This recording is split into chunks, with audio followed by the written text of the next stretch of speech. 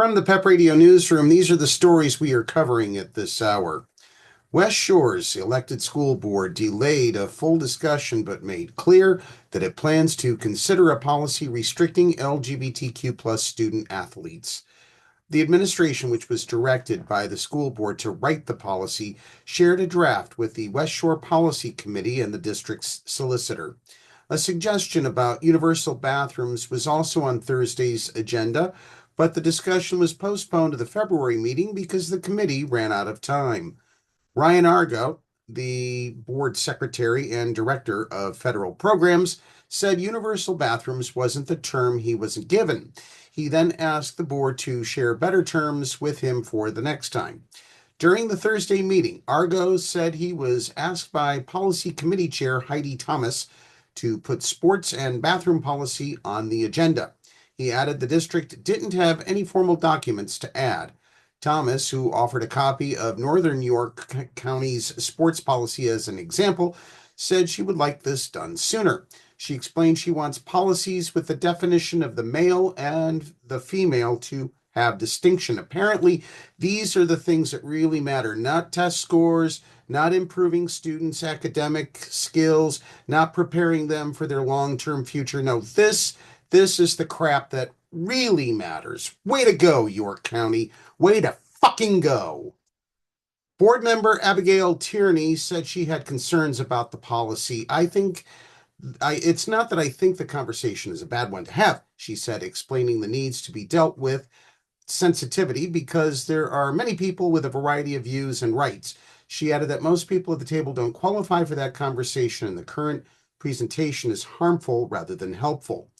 She pointed out the Northern York policy was written by the Independence Law Center, which the district decided not to use as a special counsel in the spring. The right-wing Christian law firm based in Harrisburg has drafted a sports policy for Northern York County, Red Lion, Southwestern, and Southern York County. Those four districts and Dover Area School District also adopted pronouns policies drafted by the ILC, making York County one of the most bigoted in all of Pennsylvania. The ILC's version says staff and students should not be forced to use language inconsistent with their beliefs, which means that students should be forced into dealing with pronouns and other names that aren't consistent with their own beliefs. And they should be allowed to refer to students by neutral names or last names as long as they don't misgender or misname the student. Good luck with that, York County. You're going to need it. Wait for the lawsuits to come rolling in. And now for some more idiocy from the Pumpkinführer.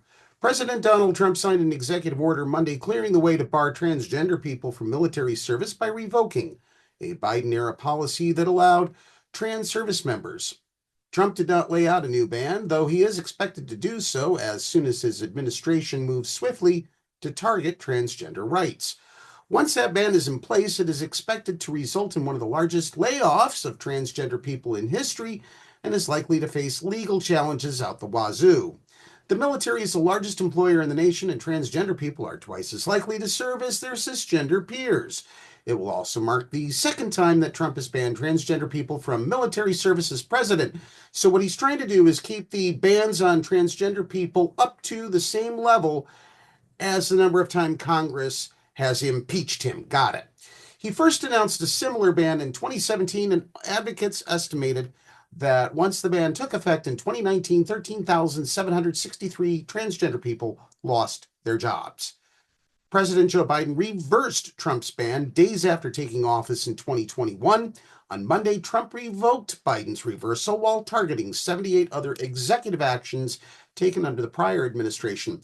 Without the federal protections granted under Biden, the legal precedent over the ban implemented in Trump's first term remains. The Supreme Court in 2019 allowed him to enforce the ban after four separate courts had blocked it from taking effect. Well, that's what happens when you buy the U.S. Supreme Court. The issue of transgender military service, Clarence Thomas, I'm looking at you with that last comment.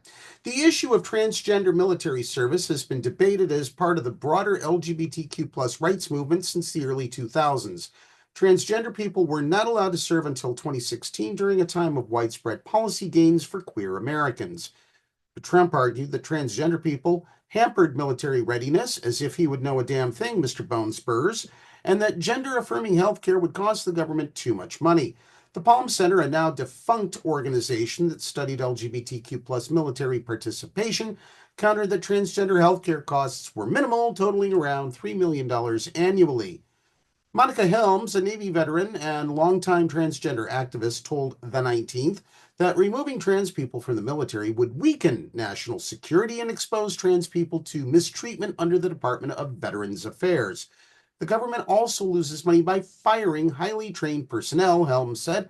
Transgender people in the military don't have desk jobs, she said.